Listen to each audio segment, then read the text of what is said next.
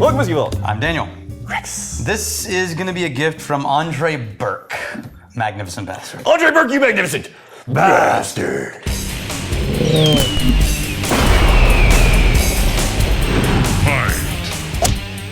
He requested for 100% rye. Oh, yeah. Well, it was Canada Day when I was doing this poll. Yeah. And so I went for the 100% rye Canadian Club. Yeah. Right. Now, in his defense, he may not have meant that. Yeah. So we're also going to compare it to one we've done before. Is that the J.P. Weisers? No, it's Woodinville 100% American rye. Oh, okay. Right. So not Canadian, yeah.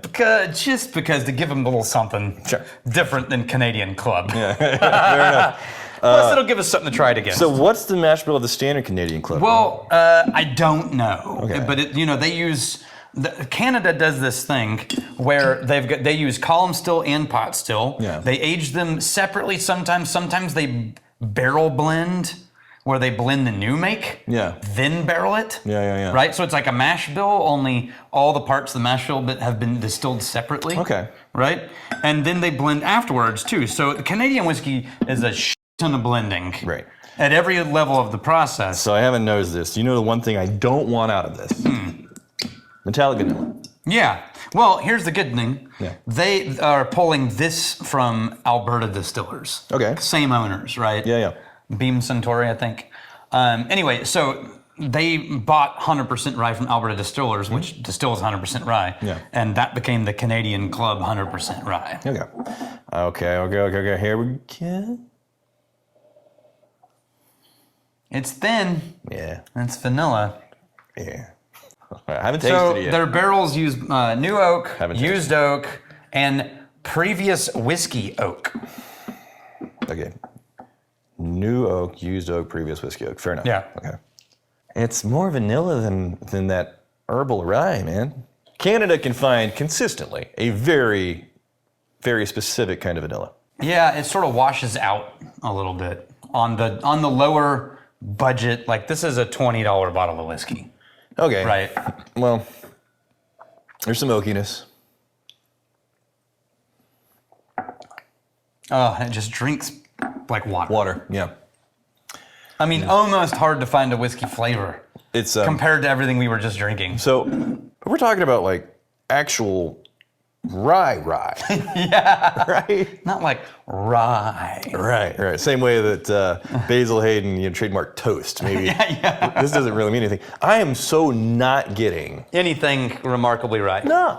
I'm getting just a really watery, soft vanilla.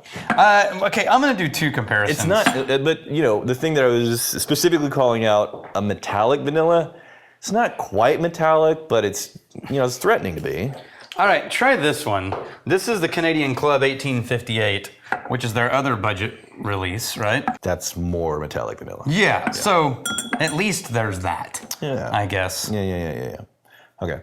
Huh. Yeah. No. If I'm in like a rye mood. It's a softened cinnamon now. If you go back. Oh, is this compared to 1858? Very soft. Which is just brittle and shiny. If you're doing the AB, it does have more of that little bit of a cinnamon pastry note. Yeah, the 1858, this is that metallic. But still just washed out to like a watered down peppermint. Like if you taste that, imagine if you're eating a peppermint or sucking on a peppermint candy and then you just took a big drink of water. Yeah, so I get the direction you're going. Mm-hmm. I get more of a candy corn.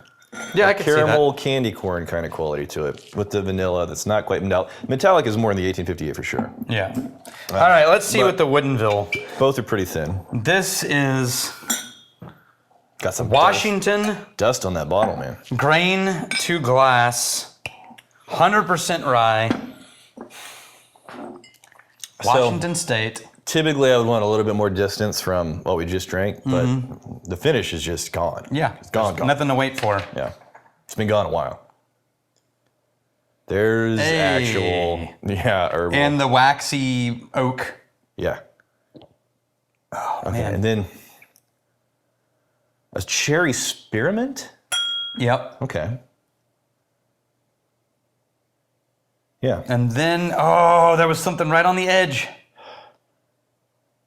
It's not menthol, Dude, but are it's you in that sure? direction. Are you sure? Because I was about to say menthol, Yeah, and then you said it's not menthol. Well, I think it's like, it's in the direction of menthol, but there's something else. It's not. It's too potent to be eucalyptus. Yeah, no, it's not spearmint. Maybe it's like a hybrid between generic menthol and spearmint, but it has that tobacco note. No. Vicks Vapo Rub, just a light dose. Yeah, a light Vicks. dose of that. A light dose of the Vicks, That's funny.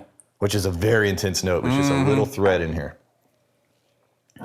Oh, yeah. And the palate delivers exactly what the nose prompts. Yeah, it sets you up. 90 proof. I mean, look, if you're in a rye mood, That's really good. the Woodinville, it'll get you there. Yeah. Yeah. You got to be ready for rye, but this one's $40 compared to $20. Of the three, the 1858, Nothing. it's the metallic vanilla that is Yeah. just, I've had this 100 times before, and no.